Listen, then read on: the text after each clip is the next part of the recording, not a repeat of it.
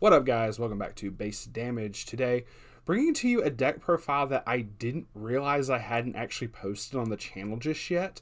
I've actually had this deck for a hot minute, but I guess I must have picked it up when it was still peak COVID stuff. I don't know.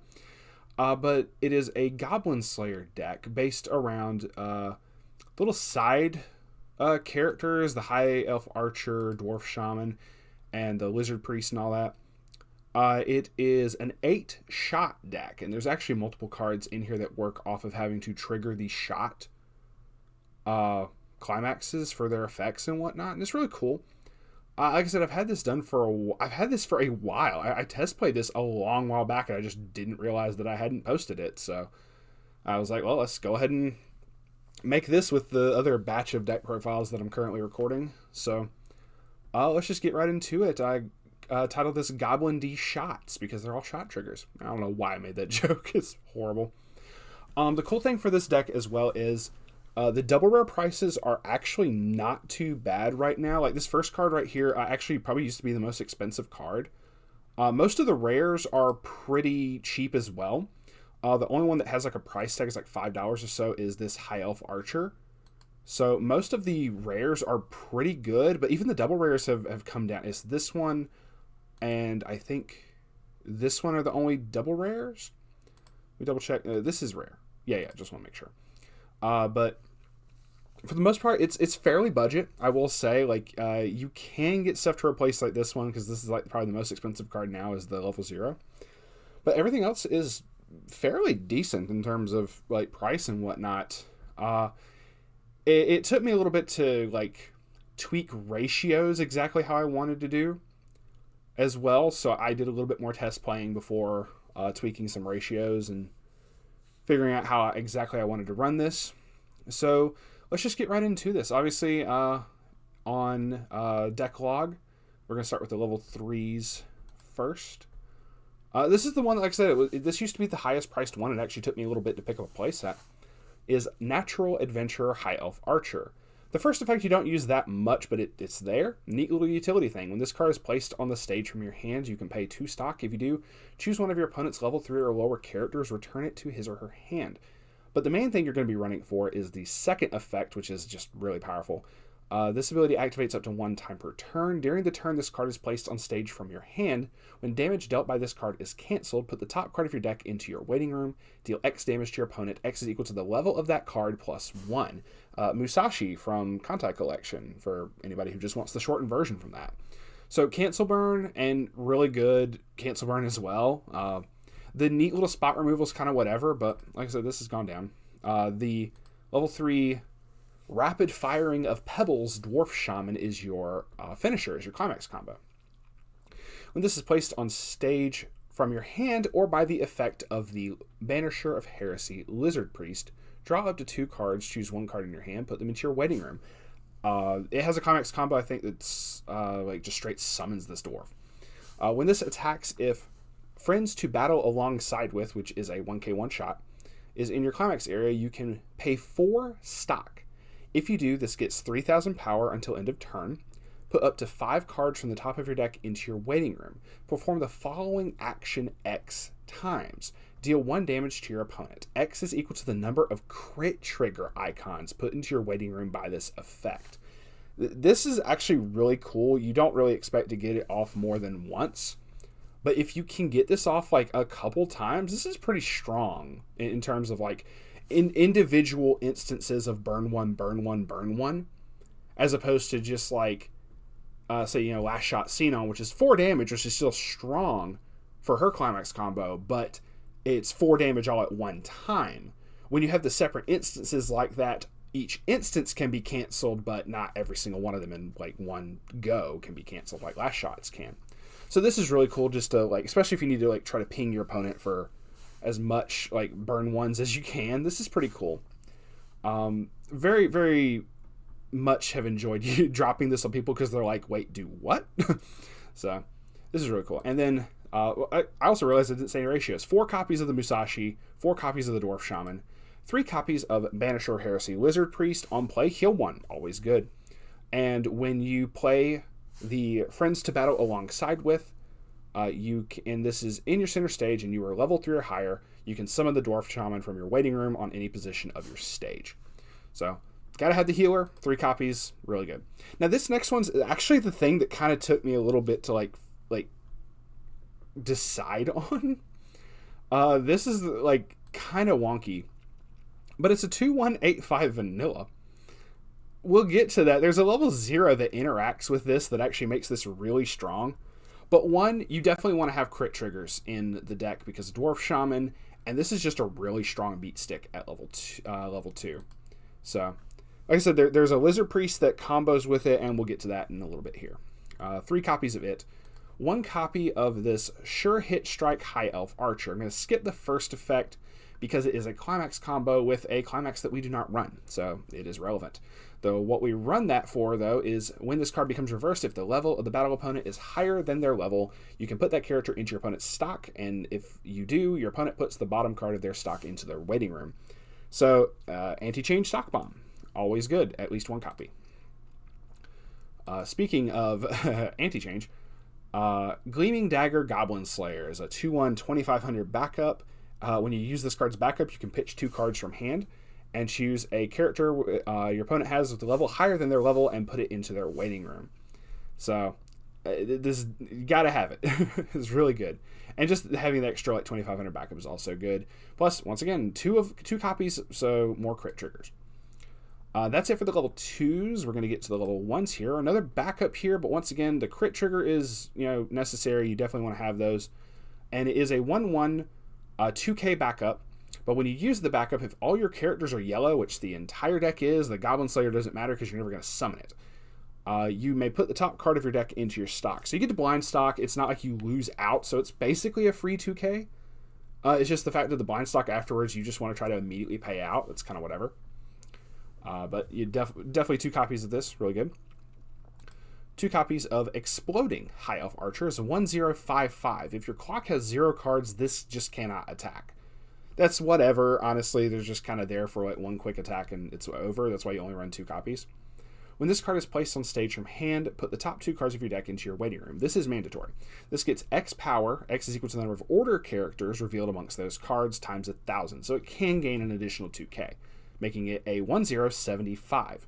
As long as you make certain that you have at least 1 card in your clock, she can do some stuff.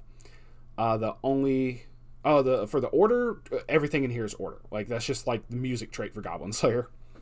Now, the card that actually made me want to build this deck to begin with was actually this Pride of an Elf High Elf Archer. It is a double rare. It's a 105k. The very first effect is what honestly made me want to make this deck to begin with, but also the price tag was, very tempting. All players cannot play event cards with the same card name as an event card that was played this turn from hand. This is just a neat little thing. I've played against several decks before that will try to abuse like an event engine or something, and you just like what's a good example? Bang Dream, the Something in the Warehouse event. Your people would try to play that multiple times, in a turn. The omnidirectional mobility gear from AOT. I know that's not played as much now with the AOT final season setup. I realize that's not played anywhere near as much, but that's whatever. It's still just really cool in terms of being able to stop engines, but I really liked it overall. Obviously, also the climax combo is not that bad either. When this card's battle opponent becomes reversed, if Colorful Adventures, which is the other 1k1 shot trigger, is in your climax area, put the top 3 cards of your deck into your waiting room. Choose up to X order characters and return them to your hand. X is equal to the number of crit trigger icons that were put into your waiting room by this effect. That's one reason why you do try to run as many crit trigger icons as you can, while still keeping a good balance, so that if you mill 3 crit triggers, you can salvage back 3 characters off of one of these. Just off of one of these. You don't ever expect the 3 to happen, but 1 or 2, you still can, as long as you mill 1, you still salvage 1 back, which is really good. But if you get off multiples of these, you can mill a lot and try to really set up a lot. The other thing too, the shot triggers all have a crit trigger. Just saying, the shot climaxes all have a crit trigger, so that's really cool. So obviously 4 copies mandatory. 2 copies of Generous Heavy Drinker Dwarf Shamans, 104k. When this card is placed on stage from your hand, choose one of your order characters, and that character gets 1500 power till end of turn. You mainly just give this buff to the to girl right here, to the High Elf Archer. Help with the reverse, but also it has, when this card's trigger check reveals a climax, if that card's trigger icon is a shot trigger, which they all are, you can salvage a character back from waiting room. So that's really cool. Neat little bit of utility. You don't ever expect it to really happen that much, but when it does, and it's really cool. But mostly you are just dropping this for the, like, throw the 15 onto the High Elf Archer and go to town, because she is, you do have other buffing cards in this deck. That at least puts her to a 6-5, and then the shot puts her to a 7-5, which is definitely really good for trying to get some reverses. So 2 copies of that, and that's it for the level 1s. Getting into the level 0s, 2 copies of Overwhelming Interest High Elf Archer. When this card attacks, choose one character on your opponent's center stage, and that character gets minus 1000 power until end of turn. A lot of bombs are usually only 1000 power or less. I mean, look at herself, for example. This is also a bomb of, when this card becomes reverse in battle, choose one card in your opponent's clock, put it into his or her waiting room, and if you do, put the top card of your opponent's deck into his or her clock. So that's just a weird little clock bomb thing. But I'm trying to think of another one. I mean, any of the bombs are typically only 1000 power or less, so you can swing, pop that, and then still like direct attack or whatever. So I mean, so this isn't actually a bomb. I thought this was actually a bomb for characters for some reason. I don't know why. I just saw the reverse in battle and thought that was. So I never actually like bombed any characters with this. I'm just saying I completely thought it was different just now. So 2 copies of that, and then 2 copies of Miracle from Ancestors Lizard Priest. This is the one that combos with the vanilla Bone Dragon Daddy. All of your other soldier from Dragon Bones Dragontooth Warrior get 2k power. So this becomes, it's a vanilla 10-5. It's whatever, just it's also global, so it doesn't matter where this is on stage. When this is placed on stage from your hand, you can put the top card of your deck into your clock. And if you do, choose a Dragon Bones in your waiting room, return it to your hand. That has to do with an event that we don't run, but it doesn't matter. You're just looking to be able to drop these, and it doesn't matter. So I didn't really want to worry with the event. It wasn't a bad event. I just didn't want to deal with it. So next is this level 0. That's 2 copies of that. 2 copies of Effective Words High Elf Archer is a 002k with an act ability to tap itself to give an order character 1500 power till end of turn. You're typically just going to have this like back row and rest it to give the level 1 a buff. That's basically it. I had to double check something. Yeah, this is order as well. I was like, wait, this is vanilla. Yeah, that's order. I don't know why I'm having to like double check stuff. It's been a bit. So then we have 4 copies of the rare Envy for the Unknown High Elf Archer. When this card attacks, you can pay the cost, which is returning 2 characters from your waiting room to your deck. Shuffle your deck. If you do, this card gets +1 soul to end of turn. Not a mandatory effect. It's just a neat little extra thing you can do. It lets you, especially like if you want to put back like your shots or it's characters, so specifically like your crit triggers and stuff like that.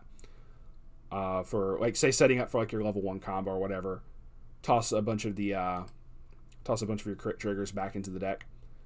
So really cool there. But the main reason you run this, at the beginning of your opponent's attack phase, you can move this to an open position of your center stage. Free runner. That is really good. So 4 copies of that, then 3 copies of this Brainstormer. It has a climax combo as well with the Friends to Battle alongside with. When your character's trigger check reveals that climax, you can choose one of the Dwarf Shaman level 3 or the Lizard Priest level 3 in your waiting room and return it to your hand. Neat little addition. Just, it's there. It doesn't proc like too terribly much, but it's just neat when that happens. The biggest reason you run this is really cool. Pay 1, tap 2 characters. Mill 6 from your deck, and as long as there is 1 climax with a shot trigger revealed amongst them, you can salvage back a character. So you don't get it for every single shot that you reveal, but as long as you reveal 1, you can salvage 1, which is pretty cool. But you get to mill 6 for this. It's something you just don't see on Brainstorms a whole lot. This is really cool. 3 copies of that. And then lastly is 2 copies of Earth's Mother Disciple Priestess. I didn't check the price for this. This is from the trial deck. So you can replace this with something else if you want, but this is really good. When this is placed on stage from hand, look at the top card of your deck, put it on top or bottom of your deck. But the main thing is when this is placed on stage from hand, pay 1, pitch 1. If you do, search your deck for an order character, add it to your hand. So that is kind of the big thing and why it's run. But this can be substituted. I just really like to run 2 copies of it. Try to maybe search out the level 1 combo or whatever. Or if you just need to grab one of your utility cards, you need to grab your Brainstormer. Maybe your one of your buffing cards or something along those lines. You can do a lot in terms of getting setups. So definitely, I feel if you can get this, I would run this. But if not, there's other cards. There's other yellow cards you can swap with. It doesn't matter.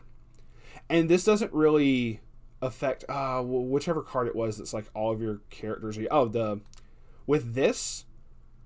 This is the only one that not going to stay on the field long enough to really be relevant for her effect for the blind stock, so I just didn't count her in that. And then obviously 4 copies of the Colorful Adventures and 4 copies of Friends to Battle Alongside with. And this has been a really fun deck to mess with. I definitely enjoy it. I'm definitely not going to be getting rid of this deck anytime soon. Definitely going to be trying to mess around with this a bit more and especially one particular buddy from my locals. Next time I play against him, he has a fun Love Live deck that's just super event heavy. Definitely gonna try to rain on his parade with this one. But that'll do it for this deck profile. If you liked it, please like and subscribe. If not, hey, thanks for stopping by to check it out. And we will see y'all on the flip side. Peace out for now.